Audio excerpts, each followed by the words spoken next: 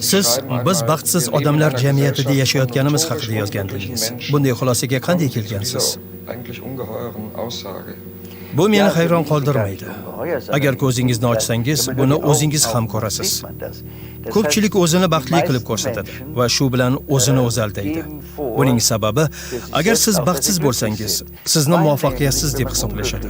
Shuning uchun baxtli va hayotdan mamnun inson niqobini taqishga majbur bo'lasiz. Agar shunday qilmasangiz, jamiyatdagi o'rningizni yo'qotasiz. Chunki jamiyat sizni g'alati odam sifatida qabul qila boshlaydi. Agar odamlarga diqqat bilan qarasangiz, bu niqob tagida alam, asabiylashish, g'azab, tushkunlik, uyqusizlik, g'amginlik va fransuzcha aytganda mevus, ya'ni noqulaylikni ko'rasiz. Asr boshida buni zamonning noqulayligi deb ataganlar. Freyd esa buni madaniyatning noqulayligi deb nomlagan. Menimcha, bu holat munosabatga emas, balki umuman burjua jamiyatiga bog'liq. U odamlarni ishchi otga aylantiradi. Eng muhimi, odamlarni sevish va mustaqil yashash imkoniyatidan mahrum qiladi.